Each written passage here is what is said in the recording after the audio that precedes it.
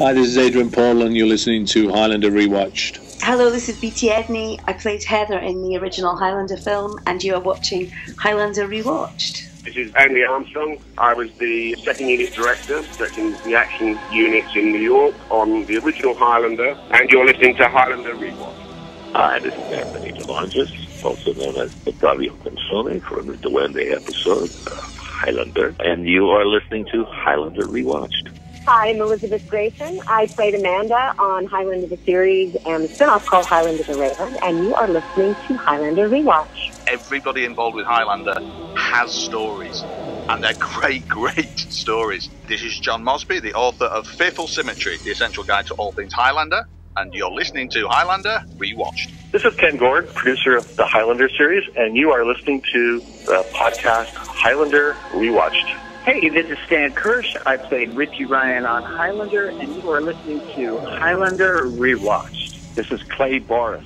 director of Highlander, the TV series, and you're listening to Highlander Rewatched. This is Gillian Horvath. I helped write Highlander Endgame and Highlander the series, and you're listening to Highlander Rewatch. This is Martin Neufeld. I played Lieutenant John Sten in Highlander 3, The Final Dimension, and you're listening to Highlander Rewatched. Hi, this is Andy Morahan. I'm the director of Highlander 3, The Final Dimension, and you are listening to Highlander Rewatched. Hi, this is F. Bron McCash. I was the Swordmaster fight choreographer for the Highlander television series, Series 3, 4, 5, and 6, and the fourth movie, Highlander Endgame. And you are listening to the Highlander Rewatched podcast. Good on ya. Hi, this is Donna Letzo. I was script coordinator and associate creative consultant on Highlander the series, and you're listening to Highlander Rewatched. Hi there, Highlander fans. This is Richard Martin. I directed 9 fabulous episodes of Highlander, the TV series, and you're listening to Highlander Rewatched. Listen often. This is Edwin Itzy Atkins. I was the production manager on the original Highlander film, and you're listening to Highlander Rewatched. This is Christopher Lambert, and you're listening to Highlander Rewatch. And don't forget, there can be only one.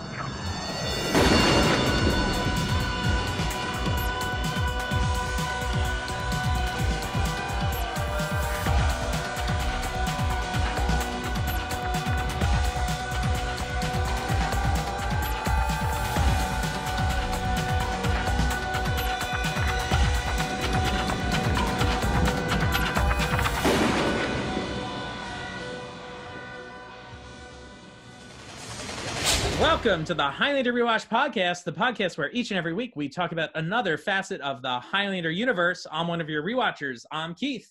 This is Kyle. This is Eamon. And welcome to a very special episode. You click the link, you know what this is. We are waiting patiently for a call from the Highlander himself, Mr. Christopher Lambert. Hey guys, how you doing today? I dare say this might be the specialist episode of Highlander Rewatched ever. I think a very, very special episode. Double it's very. A real get. And that's right. I'm going to thank you, Keith, for setting this up, but we also have somebody else to thank for bringing this to life, don't we? That's right. We would like to thank Kareem, the director of new media at Davis Panzer Productions, for being a big help in helping us set this up. We really appreciate everything that you do for us there. And yeah, so big shout out to Davis Panzer Productions and Kareem for putting this on. And yeah, we're really excited about this. And so for a lot of you out there, this might be your very first Highlander Rewatch podcast, which is great. So welcome to the fold. All right, so this might be your first time listening to Highlander Rewatch podcast to check out our interview with Mr. Christopher Lambert. So to tell you a little bit about us, Kyle, why don't you tell the listeners what the Highlander Rewatch podcast is all about?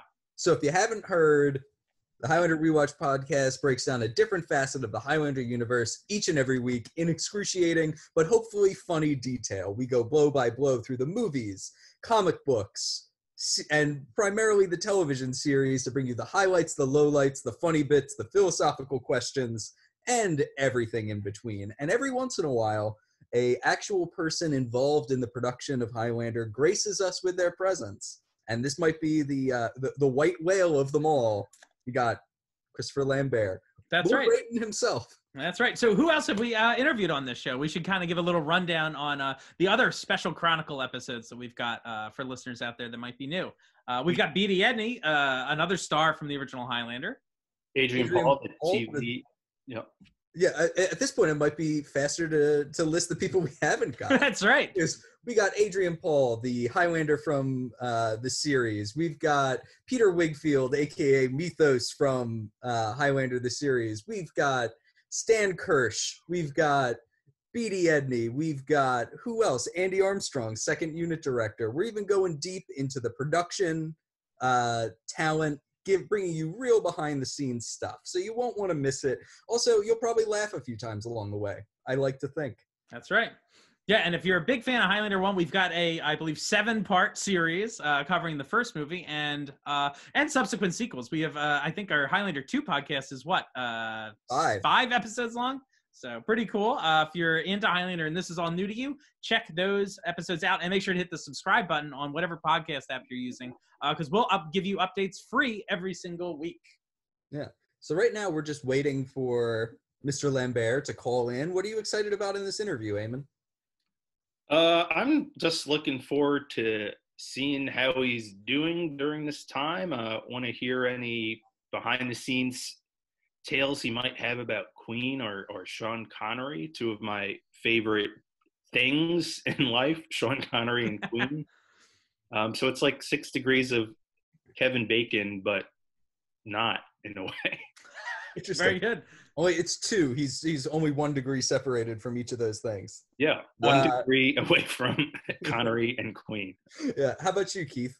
I'm excited just to see what Chris brings to the table. I think Chris is like a really fun guy. At least that's what he seems to be in interviews. And his on-screen personas always have that kind of quirky, mischievous edge to them. And I have a feeling that's pretty much what he's like in real life. So I hope we get into some cool personal stories and just see his own brand of humor and that sort of thing. I'm excited to hear a little bit about Mortal Kombat, personally. Yeah. Because, I don't know, as a kid, I think everyone our age has a memory of, like, going to a birthday party or something like that involved Mortal Kombat, which in retrospect may be an irresponsible decision to send children to a movie that involves, like, people ripping spines out. But, I mean, I'm glad it happened. It was, I'm very curious to hear about it. Hey, you got to learn about getting your spine ripped out sometime. That's right. Yeah, if you don't learn it at home, you're going to learn about it on the streets. Yeah, so. Facts of life, guys. So while we're waiting for Chris to call, we've actually got a challenge out there for all our podcast listeners. So as part of our celebration of Highlander 1 and our interview with Christopher Lambert, we're challenging all our listeners to make sure they go to the official Highlander Instagram page and subscribe. So you can find that on Instagram, and it is Highlander.official on Instagram. Again, that's Highlander.official. And the page has been really active now. They've been posting all sorts of cool behind-the-scenes photos, production stills, a lot of stuff that you might not have seen before, and they're really high-quality photos. They're great. So make sure to check that out. And they're almost close to hitting the 1,000 follower mark. So we need your help to help push them over the edge. So do it now. Do it. I believe in you. That's right. And this is, that's a good account. It's a solid follow. Yeah, it is a solid follow. It's not the pictures you've seen a million times before. That's right. This is the good stuff. Yeah, these pictures you can't find on a Google search for Highlander. These are deep cuts from the archive, legit. So it's pretty cool. And we've done it. We've done that Google search. That's right. That's where do you think we get all this Highlander knowledge? All right, guys. Well, I think it's just about that time. So Chris should be calling any second now. Yeah. Here we are. Hi, guys. Hey, Chris. Hey, Chris. How are you? How's it going? Great. Can you hear us? You're well. Yes, I can hear you. Can you hear me? Yes, we can hear you just fine. Welcome to the show. Second time's the charm, I like to think. All right, great. All right, well, why don't we kick it off by asking how you're doing, Chris? What have you been doing during these kind of weird times we're living in? How is quarantine going for you?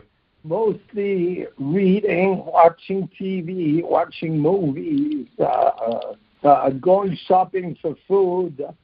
Nothing special. It's a much too long vacation. Trying to respect what governments are asking us to do. Is it hard for you to maintain social distancing when you go to the grocery store or something? Are people coming up to you and demanding to take a selfie or something? Like, jumping. Yeah, some people, the cops, for example, when they stop us to see if we have the right form to be traveling, they say, hey, Mr. Lambert, can we have a selfie? So it's the same as the supermarket, but it's fun. It's fun. People are so nice. That's good. You know, I feel like I have a hard enough time keeping people 6 feet away from me, and I'm not famous.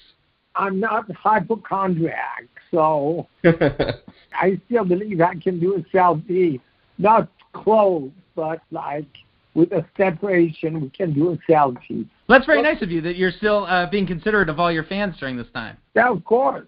Do you have any advice for your fans / our listeners about what they can do during this weird time as we all muddle through? I think we all do the same thing. Means we could be reading, we could be writing, we could be watching TV series, movies, which is basically what I'm doing. Sometimes depending, because I'm staying at my friend's partner's house, and he's got a beautiful garden, a beautiful swimming pool. So, just relax and try to distance yourself from this idea of being confined and take the time to think about other people, yourself, regroup because of the reason you just can't regroup completely. Regroup yourself, center yourself on yourself to try to make things better when we gotta be deconfined.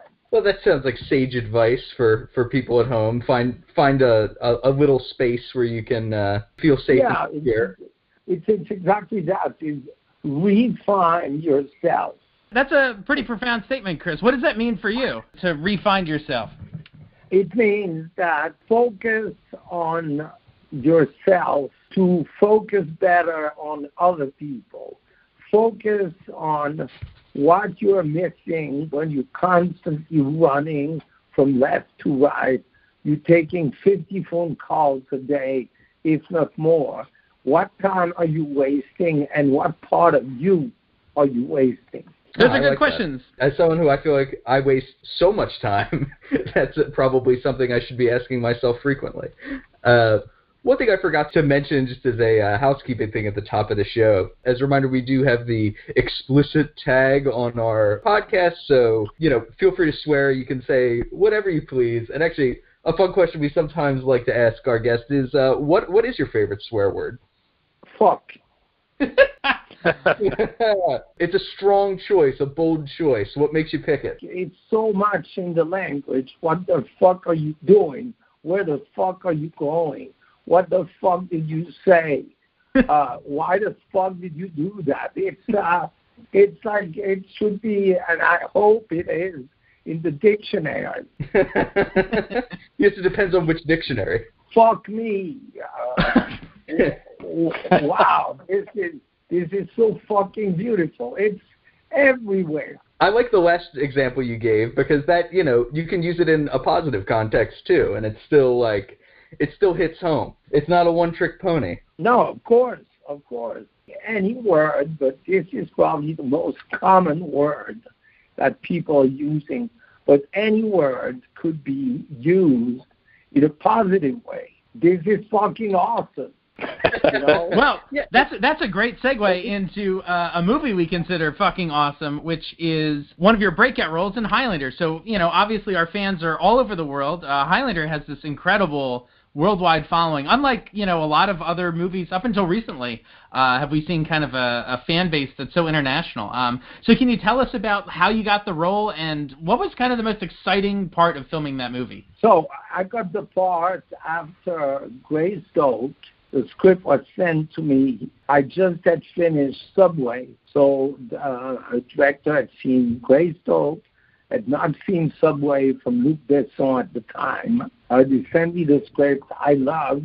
What attracted me to Highlander is the romantic side of the movie, because I believe immortality is highly romantic. So I love the action, still love the action.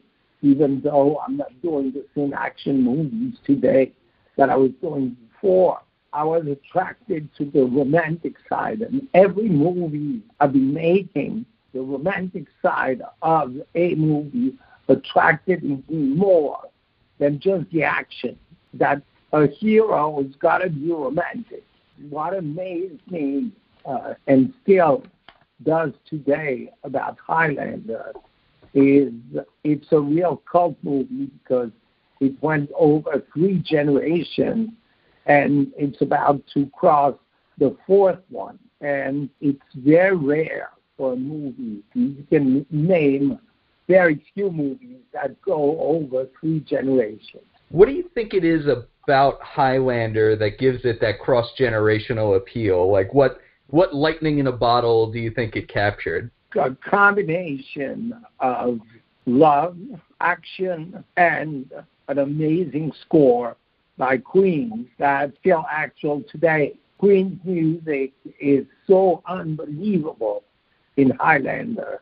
The album called It's a Kind of Magic was one of the biggest selling albums of Queen. You got to film the music video with them, Chris. That must have been an incredible experience. Can you tell us about meeting Freddie and the band? Well, we did 2 clips together, and it was fucking awesome. because we had a private concert for 40 hours for about 15 people. It was a very small crew. It was the band.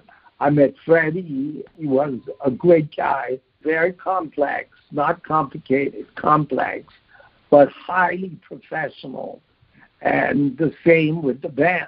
But what was amazing is I was on stage with him, and when I wasn't on stage, I was just watching Queen for the smallest private concert ever. That's pretty incredible. I'm just picturing, like, their sound can fill up Wembley Stadium, so just being in a small space, getting a private concert from them must be amazing. Yes, and then the opposite, as you said, is that months later, I went to Wembley. Oh, and so you go from 15 people watching Queen on stage to 120,000 people, and it's a culture shock.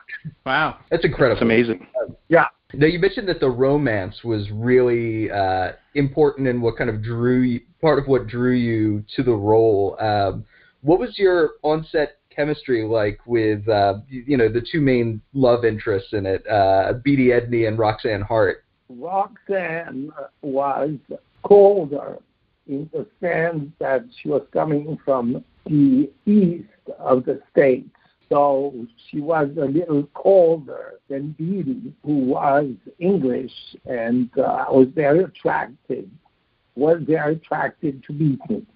And as a matter of fact, we had a big romance during the movie. Both actresses were great to work with. I'm just saying on a human level, I was more attracted to Beatty than to Roxanne. You connected with a lot of other stars on set too. I mean, your friendship with Sean Connery has become the stuff of legend, I think, that came out of that film, correct? Yes, absolutely. And what do you think was it that made you 2 hit it off so well? Because I believe when 2 simple people meet and they remain simple and they don't create a gap in between them because Sean is a movie star and I'm a star, and so we don't talk, we just work on the set. No, we were just friendly. When I met Sean, and somebody with so much experience, with the status of a huge movie star, and he was so simple, so why would I be different with 3 movies under my belt? I believe big people, big stars are very simple people. Interesting. Yeah, it's always the frustrated actor that's nice. So for some reason, that's even cooler with Sean Connery because all of the characters he plays tend to be so larger than life or are ice cold like James Bond. That he's a real down to earth guy is kind of heartwarming. Well, we can use that word again. He's fucking cool. That's exactly what Sean is. He is fucking cool. He can be playing James Bond. He can be playing the man who would be king. He can be playing the Highlander. He's a cool guy. Awesome. Yeah. Now, there's a very interesting, I guess, reconnecting Highlander cast in the movie Hail Caesar, which is one of my favorite Coen Brothers movies. And if our listeners out there haven't seen the movie, we urge everybody to check it out. But was that intentional, your reconnection with Clancy Brown in the movie Hail Caesar? Did the Coen Brothers talk to you about that? No, because what was interesting is that I did my bit with Josh Brolin and Channing Tatum, so I just had that scene with them. I never met Scarlett Johansson. I met Ralph Fiennes or Ray Fiennes, whatever it calls himself these days. So it was really a movie made of bits and pieces. So I never saw Clancy. Do you think the Coen Brothers were aware of your work, though, together on Highlander? Do you think it was intentional that they cast you both in the same movie? No, I don't think so. Oh, wow. What a cool coincidence, I'm sure they were aware of Highlander as a movie, but I didn't think they made the connection between Clancy and myself being in their movie. So what was it like working with Clancy Brown on the original Highlander? Obviously, you both were asked to send in very different kinds of performances in that film. What was it like acting off each other? Clancy and myself, Clancy was more like a character actor. Means to stay in character. He couldn't be too close to me because I was the guy he was meant to kill. Oh, so he was like a method, the whole time? He's like a method actor. That's got to be a tough character to stay in role when we never were really close or friendly. That doesn't mean he was bad. That doesn't mean he was mean. That doesn't mean he was pushing me away. But with very few meetings, very few conversation, except on set. But he was trying to stay away from me because in the movie, as a method actor, I was the enemy. So Clancy is that type, or was that type of actor. This is intense. which I completely respect and understand. Other Highlander villain actors, like Mario Van Peebles, what was your relationship like? You cutting off? Sorry, I didn't get that. I'll repeat it. Eamon was asking, what was your relationship like with Mario Van Peebles in Highlander 3? Very close. Very close. So a very different relationship than Clancy Brown. I shot a movie called Gunman with Mario before Highlander 3, and we're very good friends. That I think must say something about you, Chris. It seems like you make a lot of good friends with the people you work with. Yes, all the time. With the crew, with the cast, without being pretentious. I'm very easygoing. Means I always understood, even in my first big movie, which was Greystoke, and we were like 600 people on the set, I always understood that we were trying to make a good movie all together. So it's not because you're the lead actor that suddenly you're going to have some pretensions. No, we're all on the same boat trying to make something to please the audience. So from the grip to the camera operator to the producer to the director to all the actors, we're all on the same boat trying to make a good movie. You have a very famous laugh. Is that part of how you connect with people on these film sets? I don't know if you know, but a lot of people consider your laugh to be your trademark. Some of the fans think that my laugh is my trademark. Some other fans think my eyes are my trademark.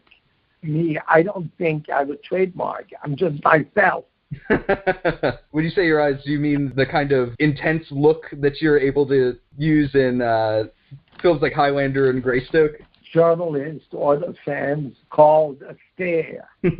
So, Christopher, of all the Highlander sequels, besides the first one, which I'm sure was probably the greatest to make, of the sequels, which one was your favorite to film? I think the order should have been 1. 3 should have been the sequel because it makes sense, because no fans wanted to know where the Immortals were coming from. So 3 the discovery by an archaeological team of 3 mortals being buried for 2,000 years made sense. So 1, 3, 4, and 2. Obviously, the fourth one got you starring kind of opposite the television show cast. What was it like working with your TV counterpart, Adrian Paul? Great guy. Easygoing. Great. We have a great relationship. Yeah, the two of you on screen together is really something special. I think, your appearance in the pilot of Highlander, the TV show, is a large part of why it was a success. You bring a certain gravitas to the screen, and you and Adrian were great together. Yes, I agree. I think it was a great match to the original Highlander for the TV screen. He was fantastic. Now, Chris, as we know, your character in Endgame, Connor, does bite the big one and dies. Is that how you would have written the story? Or if you had to rewrite Connor's ending, how would you like Connor's story to have ended? I think it was very noble from him to give his life to make sure that the bad immortal that was coming, which was Michael Payne, was sure to be killed. So for that, Duncan needed Connor McLeod's additional force. So it was a kind of way of saying goodbye to the part, but not goodbye to the fans. They're obviously constantly kind of in talks to bring Highlander back. For the last 8-9 years. Yeah. Right. And now the Chad Stahelski, the guy behind John Wick, is reportedly attached to it. If you could have any kind of role or cameo or something like that in a reboot, what would you envision? I have no idea. You should ask him. I think the director, John Wick's director, is a great choice. He's very visual. I think the most difficult is to find a story that is far away from Highlander 1, because you cannot, basically, if I was a director, it's like when they did, and it's not, I'm not attacking anybody, but you don't do a sequel to Blade Runner. Blade Runner is Blade Runner, and my God, the director who did Blade Runner 2047 or 2049, my God, is he talented. But it's not a movie you can touch. It's a masterpiece. And without going over the top, I think Highlander 1, adding Queen's music, is untouchable. That is very true. It is a singular type of movie that could never have come about in any other way, except at that time and place. Don't forget that visually Russell Mulcahy is still very actual today. Mm-hmm. Is that a lot of directors are copying Russell's style. They still study, at least so I've been told, some professors will even show a lot of the opening garage scene, because it kind of changed the way people film action sequences and the number of cuts that are employed. So there's a lot of artistry there. Yeah, it's true. Now, you actually are also starred in another movie that is actually very near and dear to our hearts, which is you were in the Mortal Kombat movie, which for people our age is, I don't know, it's a weird, warm memory that we sometimes go back to. What was it like working on that film? It was fun. It was a lot of fun to finally do an action movie where I didn't have to exercise for 10 or 12 weeks. Because I could just fire some thunderball with my eyes and beat people with that. That's the way to do it. Were you aware of Mortal Kombat before you did the movie, or did you play the game? Yes, I used to play the game much before I did the movie. And what's funny is that I'm going to be Raiden in Mortal Kombat 11. The video version, I'm gonna be Raiden, and it's gonna be my voice. Oh, awesome! Yeah. That's incredible. This is Chris. Can I tell you a quick anecdote? I was just talking to my girlfriend yesterday, and I was telling her that your portrayal of Raiden was kind of like the Raiden of my childhood. That was the one I always remembered. And then they kept making video games, and they had different actors playing the voice of Raiden, and I was telling her that I would get upset every time it wasn't your voice. Yeah, but on the MK11, it's going to be my voice and my face. That's great. I'm so excited for that. Is it a little surreal then when, like, you see that character get a fatality or something? Do you feel personally attacked? Yeah, in some ways you have to if you want to make it believable. That's great. If you don't mind, I'd like to ask one other question. Okay. A lot of people connected with Highlander all seem to have a really good story about Bill Panzer. No, but Bill Panzer was a fantastic guy, great human being, so passionate about Highlander. Very good. I was going to say, before we wrap up, I wondered if you had any, just a message to the fans that are all over the world. They're all probably stuck in their houses right now. Is there just anything you'd like to say, any well wishes, just a friendly greeting or anything? For one, stay confined. Take your time before you go back out. But cheer up, because we're coming to an end of this coronavirus. As an actor, I'm so glad to have all these fans all over the world, and I wish you my best from the bottom of my heart. Thank you so much. Well, Chris, before we let you go, there's only one more thing I want to ask of you, and at the top of our show, we have this cool montage where all the stars of Highlander and the TV shows and the spin-offs all kind of give a little introduction, and we were curious it would, knock our socks off if you did it for us, because you're the man. I was curious if you could say, this is Christopher Lambert, and you're listening to Highlander Rewatched. This is Christopher Lambert, and you're listening to Highlander Rewatched, and don't forget, there can be only one. Yes! That was awesome! Wow, that was awesome. That made our day. That was so fucking cool. The theme of this show.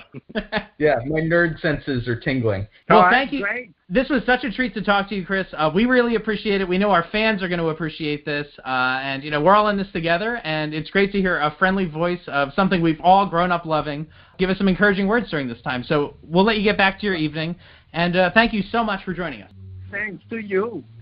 Yeah, we appreciate it so much. Take care. Okay. Bye, Chris. You too. Stay safe out there. Bye. Bye.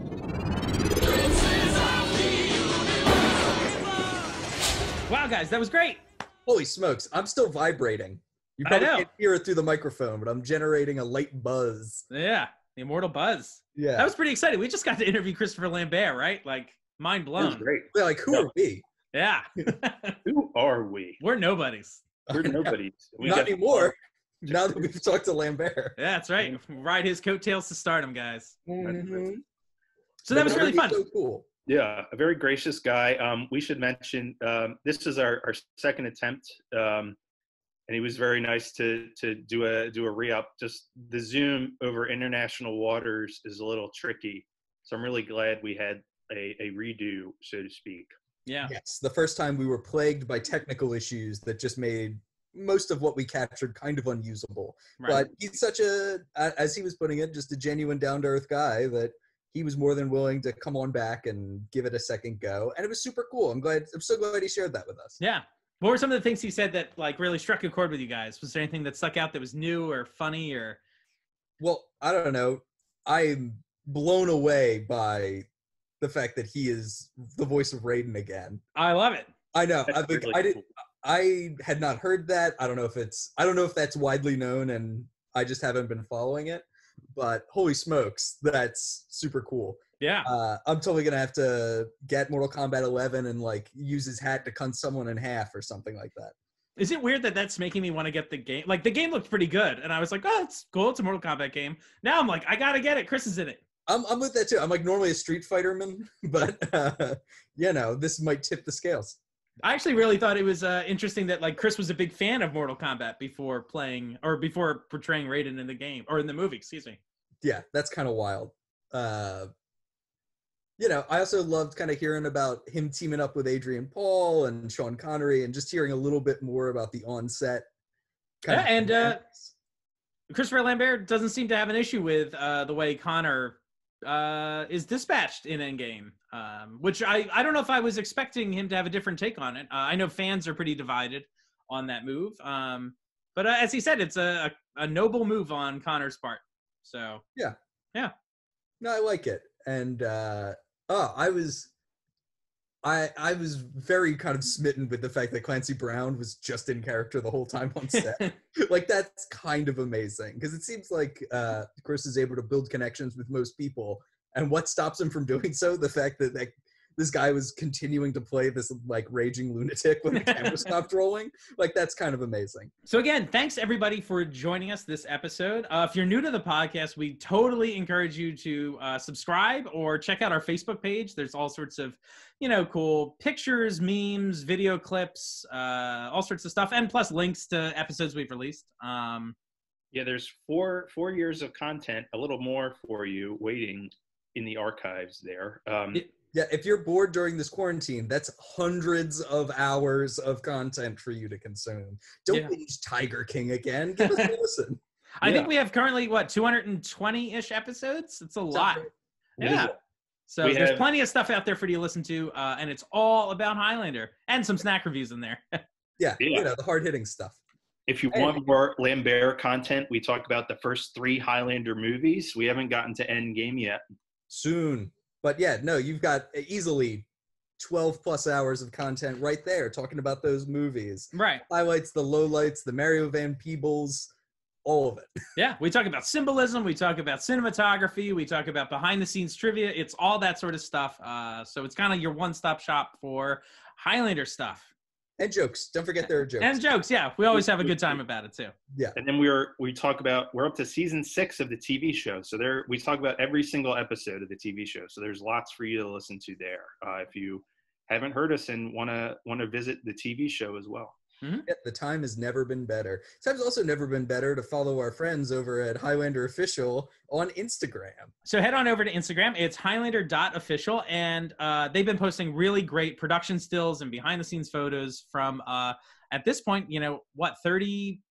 35 years of Highlander. Thank you again to Kareem from Davis Panzer Productions. We really appreciate all the help and support you've given us over these past 4 years while we've been making this podcast. And this was a big this is a triumphant moment for us here. This is really cool. Yeah, guys, we've peaked. Right. Big get. This is the biggest get we could possibly get. And of course, thank you to Chris for spending the time to talk to us twice. Yeah, twice. I mean, Chris was really active in setting this up, which was really nice, and we appreciate it. And it was very generous of him to give his time, especially when things are kind of stressful out there, and you might want to do your own thing. And but it was great for him to reach out, so we appreciate it. Awesome. So thanks again for listening this week to the podcast. We're going to be back next week with another special kind of quarantine edition of our podcast. We're doing things a little bit differently until we can get back into the studio and give you guys the show you deserve. So we really appreciate you hanging through there. And, our hearts are out there with everybody during this tough time. You guys have anything else you'd like to add? Wash your hands. That's right. Actually, that's something I appreciated. Chris said, he was very staunch about, everyone, we got to do our part. And as he said, what the government is asking you to do right now is the right thing to do. So, we can all take that to heart, right? Very good. Thanks, everybody. Be well. We've been your Rewatchers. I'm Keith. This is Kyle. This is Eamon. Bye. Bye.